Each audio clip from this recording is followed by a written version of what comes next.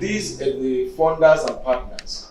We have Trust Africa, EcoSIF, AfriTAL, and SDM.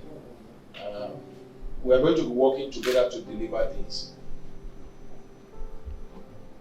It is methane abatement, and I'm sure the man in charge of climate will be happy that we are doing this, especially when it has been said that the climate change is something that we need to deal with, because we don't really have much time. We are seeing what is happening in the world today, in the world of heat, in the world of flooding, in the world of just put them together. So we are going to be working with you on methane abatement in Nigeria. Methane is responsible for around 30% of the rise in global temperatures since the Industrial Revolution. A sudden increase in methane concentration in the atmosphere was believed to be responsible for a warming event that raised average global temperatures by 4 to 8 degrees Celsius over a few thousand years now. The emissions have tripled since pre-industrial times, and human and agricultural, particularly livestock and rice wastes, also add to methane emissions, significantly affecting humans. So apart from the global warming that methane emissions are causing, there are direct health hazards to humans due to the air polluting effects of methane. So that makes it imperative for civil society organizations to rise and advocate for its curtailment to the barest minimum in the shortest possible time. And that is exactly why we are all here. Now, what are we focusing on? There are so many groups because of the climate change that are working on methane caused by fossil fuels. But this particular project will be focusing on the anthropogenic aspect, which means we are talking of wastes from humans, all right, or waste from what we cause. So you might talk about fossil fuel methane emission or methane being emitted by activities in oil and gas, but basically we are going to be restricted to the human waste, landfills, and so on and so forth. The concept of a family started at the inception of existence in a very small, closely knitted family unit. And the family unit gradually increased or expanded, and population also increased, necessitating increased food production and energy generation. These expansions also increased energy and food production waste, and poor waste management also led to methane emissions into the atmosphere. Agriculture was the most significant anthropogenic methane source in the atmosphere as at 2017. The primary sources are enteric fermentation, manure management, rice cultivation, and residue burning.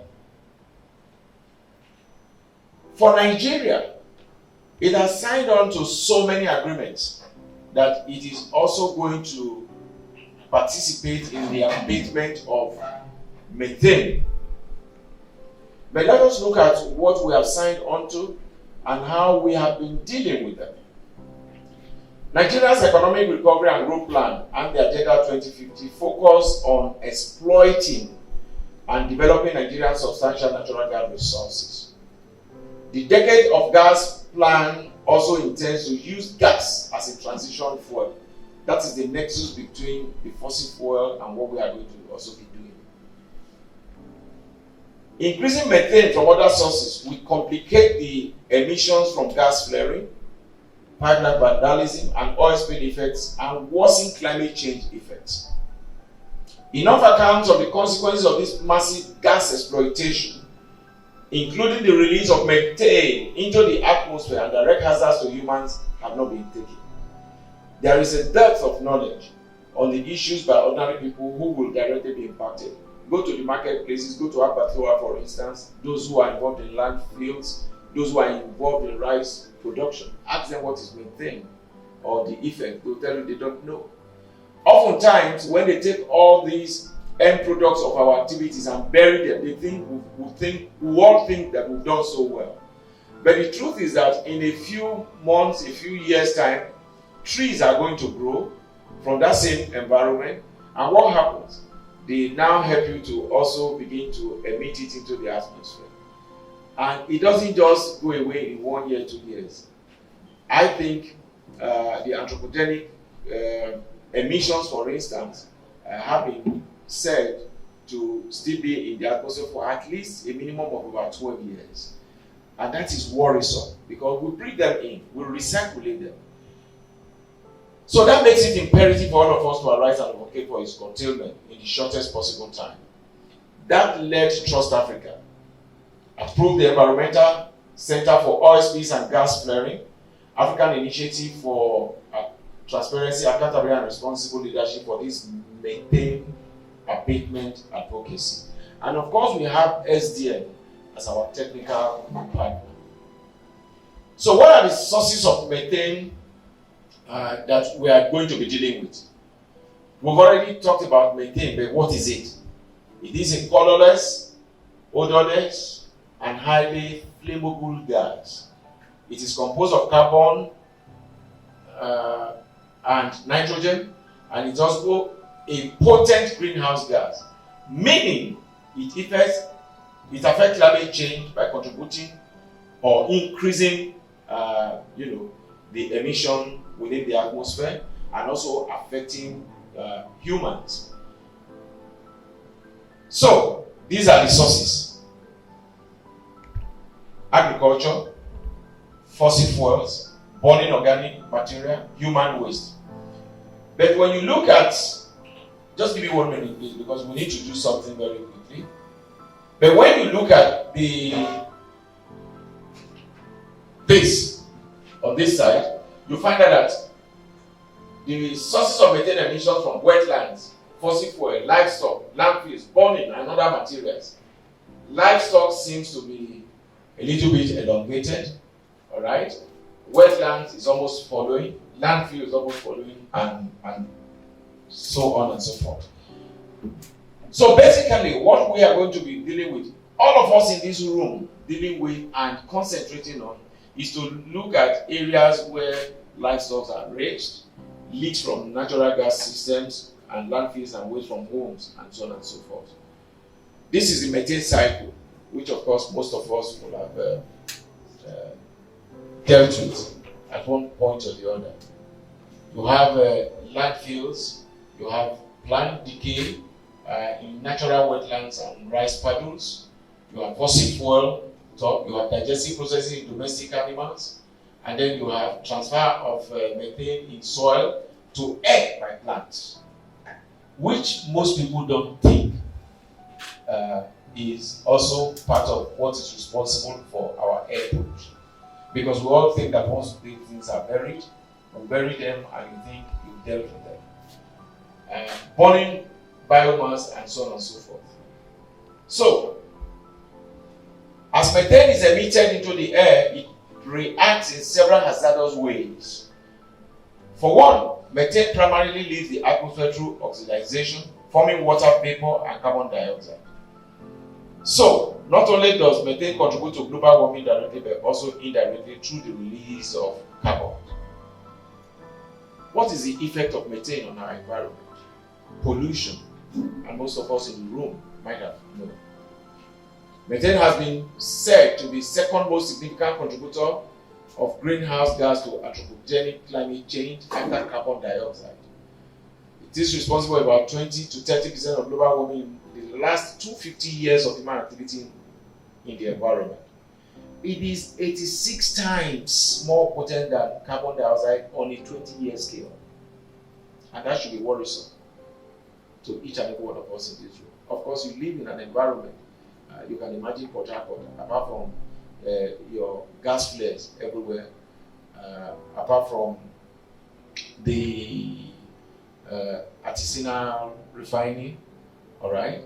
affect us in so many other ways.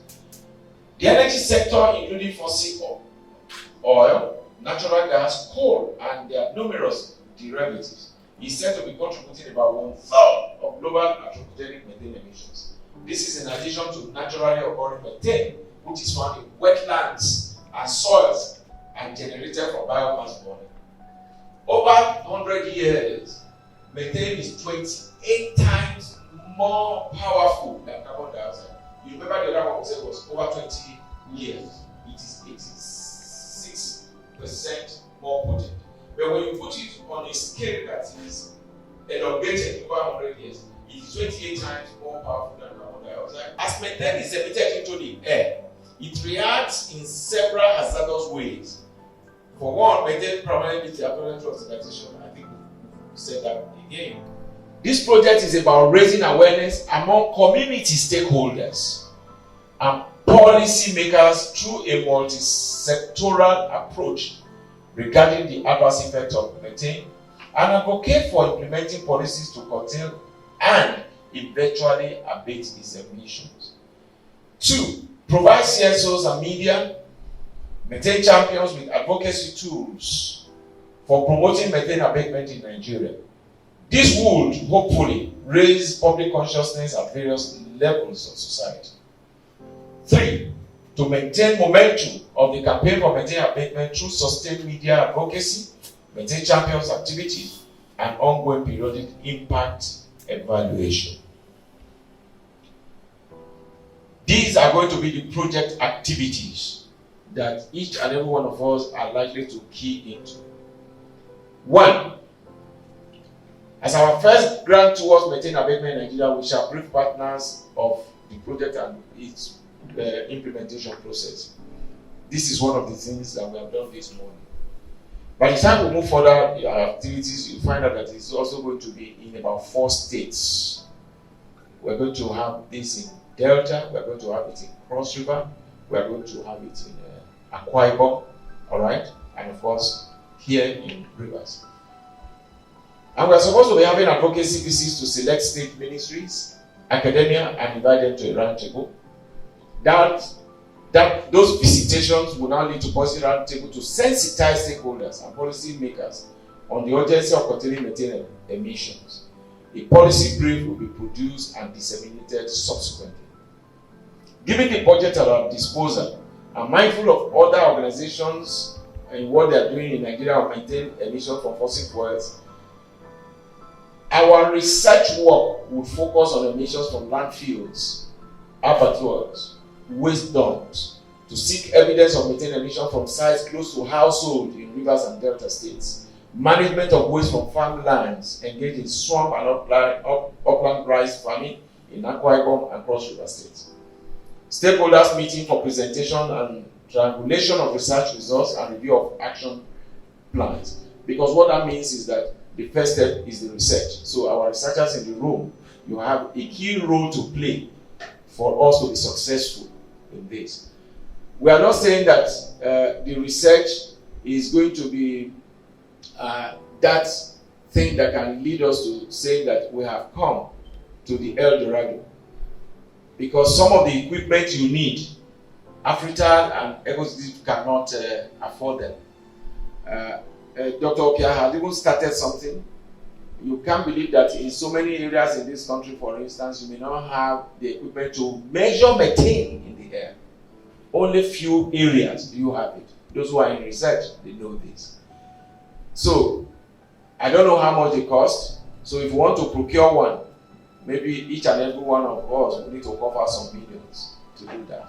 But this is why it's also important, because if that becomes a constraint, you know, in every research you have your constraints that you must put. So this might be one of it, and who knows, we might be able to open up a center for methane emission capture within these 4 states. We're going to be dealing with clubs engagement in Uyo, Ibeno Club, and Boki in Cross River State.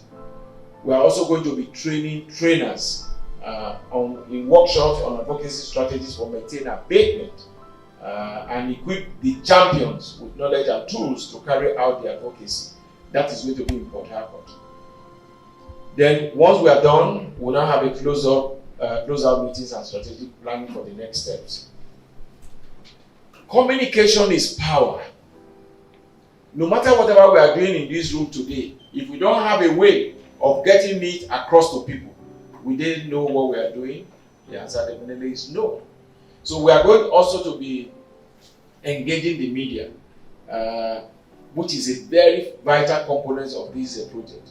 We're going to use live radio discussions and jingles and social and other media to increase public awareness and enlightenment on the effects of methane on health and the environment.